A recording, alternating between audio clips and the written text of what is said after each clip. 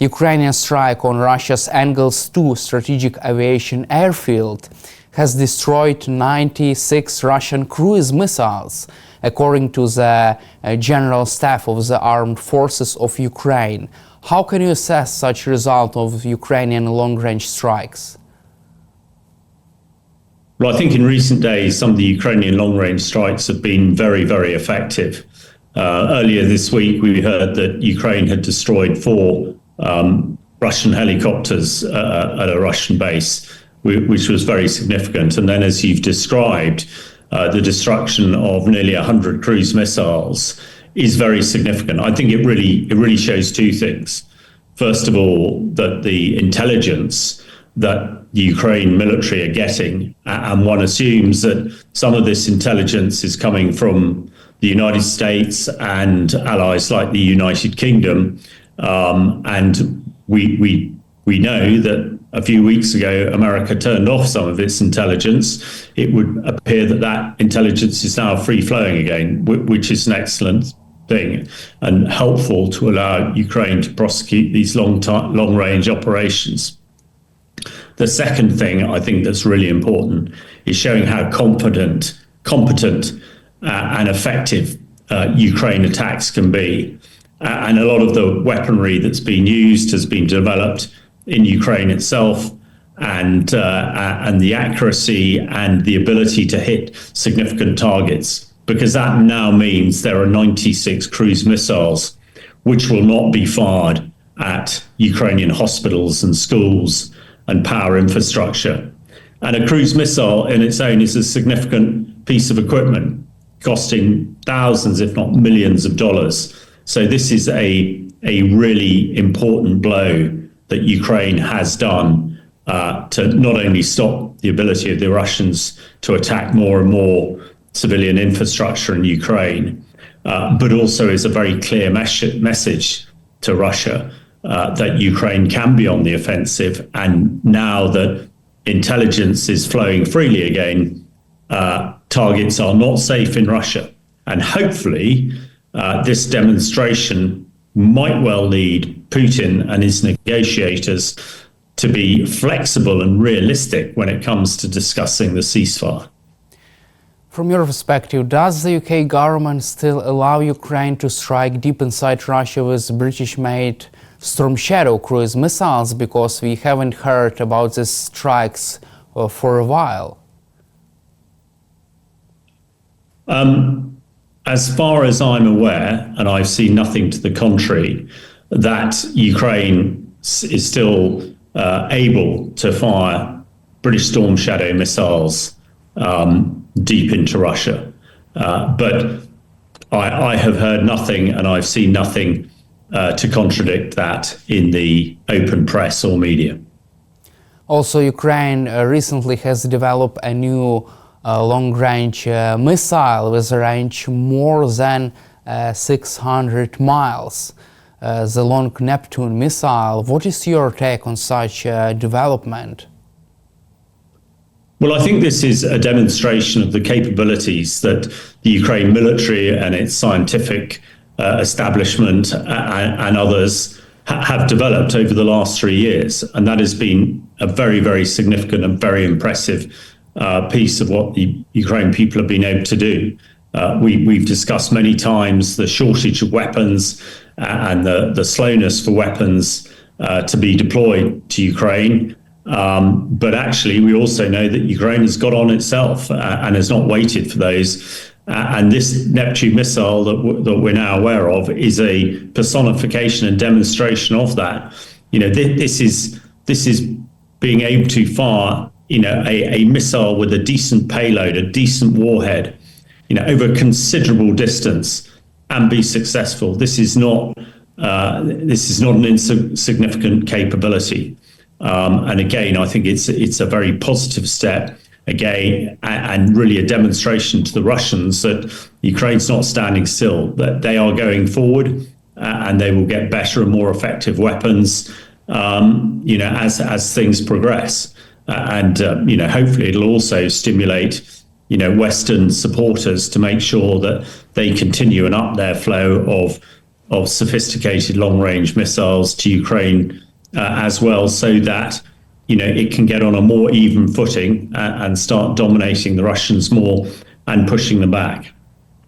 Let's cover also Ukraine's ceasefire negotiations. Russia has agreed to ceasefire in the Black Sea and to partial ceasefire in the air to halt attacks on Ukrainian energy grid. What is your assessment of this stage of negotiations, and what kind of game Russia is playing, Vladimir Putin and his negotiators? Well, I think Ukraine has been very forward-leaning and very positive for the ceasefire, and seems to be doing all that it can to try and get the ceasefire enacted. Because when Ukraine agreed to a 30-day ceasefire some time ago, and the Russians sort of agreed to it, but then attacked Ukraine infrastructure virtually before the ink was dry on the paper, and showed no signs at all of wanting a ceasefire. It would appear that the Russian solution to a ceasefire is what we're calling the Black Sea deal. In other words, allowing Russia to export goods through the Black Sea, or allowing the Russian Black Sea fleet, which Ukraine has already defeated, back into the game, and also for the prevention of attacks on power infrastructure in both countries. And I think it's very important that people in the international world realize that it's actually Russia who is suffering most. Ukraine has been very successful at attacking the hydrocarbon industry in Russia, the oil and gas, and that is where Russia is getting all its money from various countries to keep its war machine going. Russia has tried to turn off the lights and turn off the heat for the last 3 winters in Ukraine by attacking its power infrastructure, and has failed. And then we hear that Russia is demanding an end to sanctions and an opening up of the world banking facilities to Russia, which is something new, which they just throw in there so that they can say that the ceasefire has failed. So it strikes me at the moment that Putin and his negotiators are writing ceasefire deals that the Americans and others are helping with, but it's only to the advantage of Russia rather than Ukraine. And Ukraine seems to be the only country that's honouring these ceasefires. They are little bit like the 30-day ceasefire a few weeks ago. The ink is not dry on signing these agreements before the Russians break them. So Russia is not negotiating in good faith at the moment, and that is something that I think the European NATO countries, particularly Britain and France, realise. At the moment, America and the White House has its own problems of trying to sort out various leaks and others, and is less focused on this problem than really everybody else in the world would like them to be. At the same time, Trump's national security team is really confident that a full ceasefire deal could be reached between the US, Russia and Ukraine. Do you still expect Russia to agree with a full ceasefire deal this year? Well, one would hope so. And a lot of it does rely on the United States. It's from negotiations in Paris today.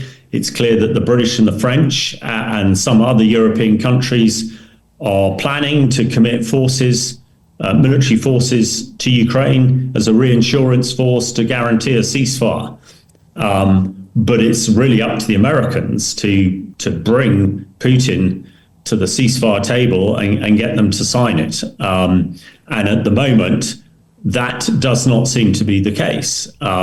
Certainly some of the key American negotiators seem to be more on the Moscow side than Kyiv's side, which is, seems inconceivable to us people in the UK in particular.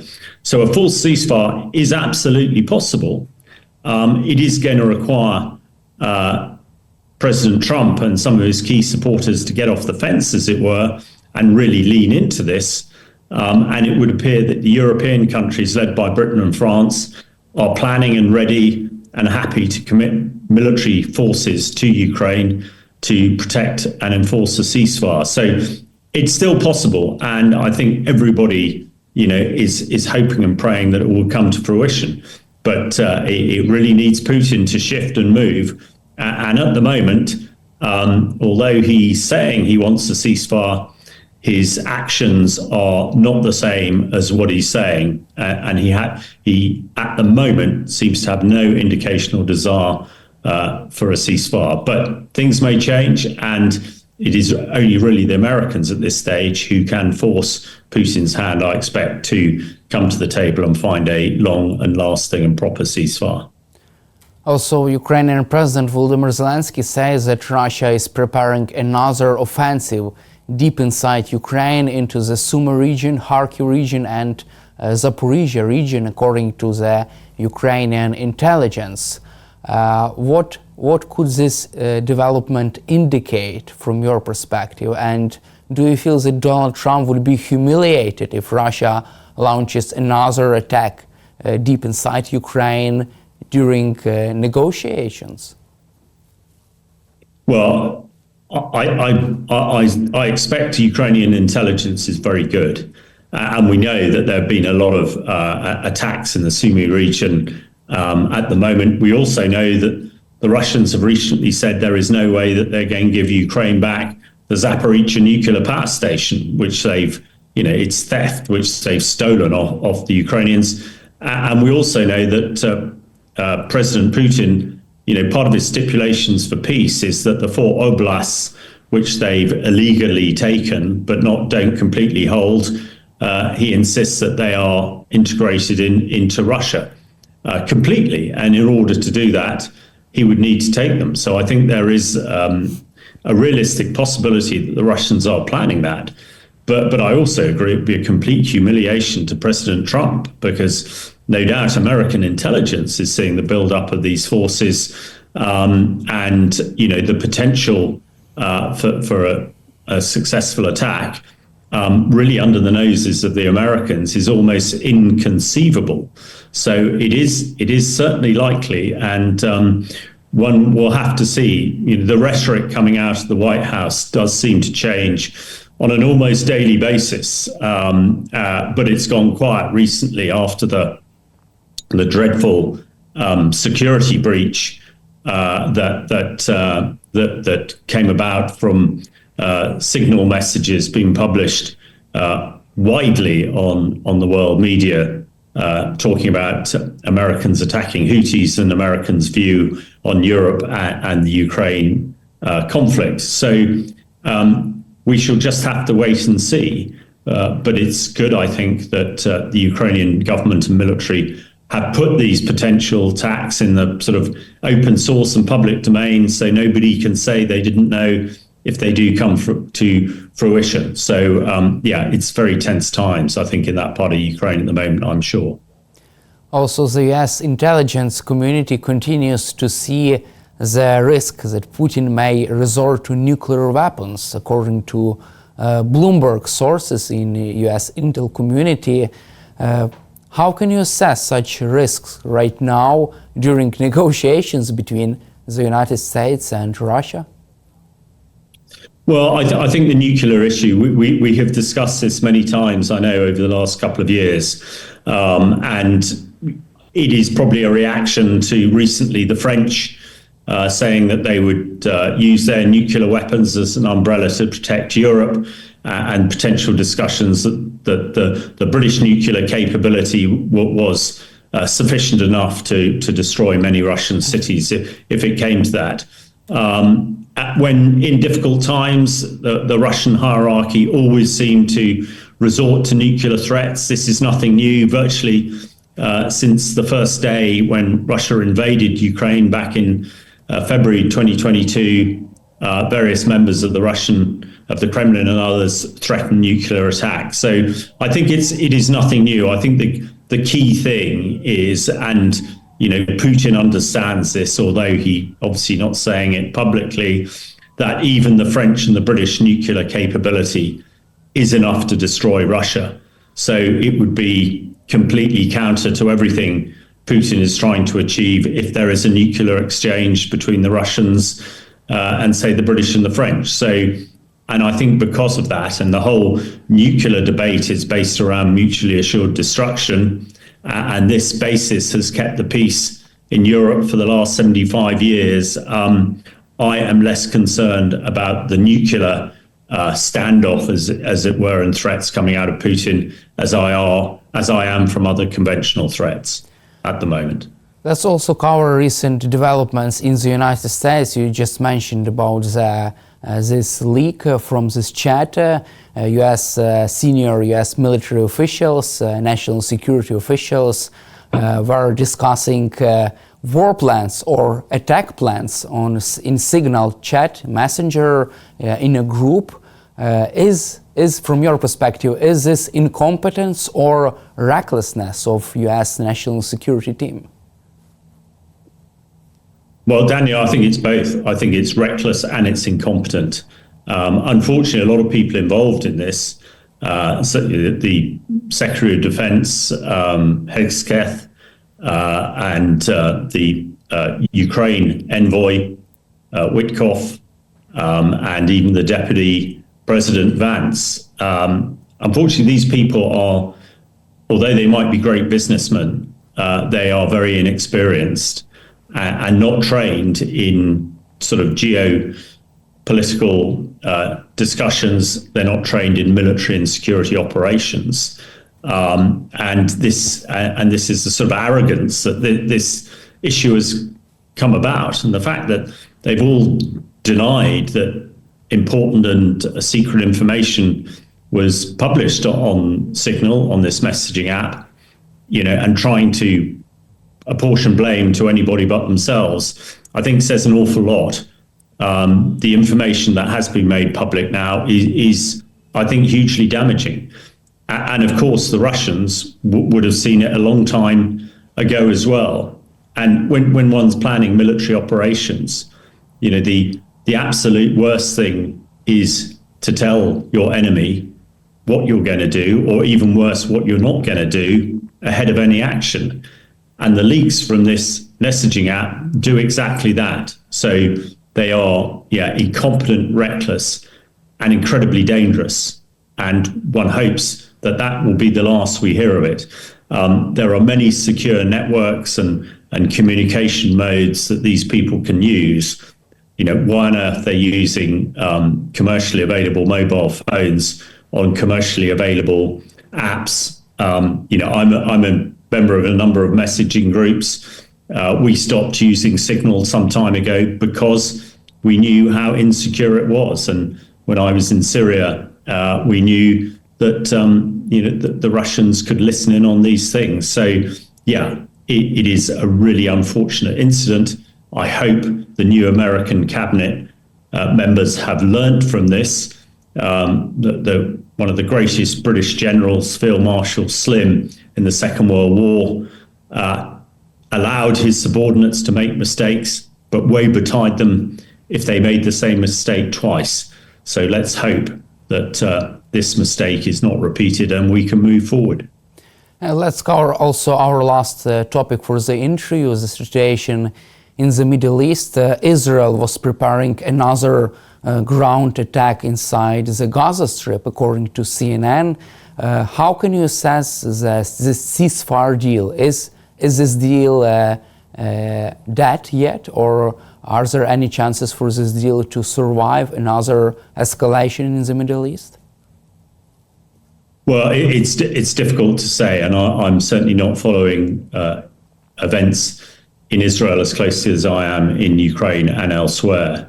I think it is significant that there are large protests in Gaza at the moment from Gazan people, the civilians in Gaza, against Hamas, the terrorist organization who is at the heart of this, who the Israelis, are avowing to destroy. But at the moment, it certainly looks as though the ceasefire is over. One would hope that actually, if the Gazan people can chuck Hamas out, then the killing and the fighting can stop, and the world can help Gaza and the Gazan people rebuild. But at the moment, things are looking pretty desperate and pretty sad. Thank you, Colonel Hamish, for your time and for your support for Ukraine, and glory to Ukraine. Thank you very much for having me, Daniel. Slava Ukraini. Героям слава. Thank you very much.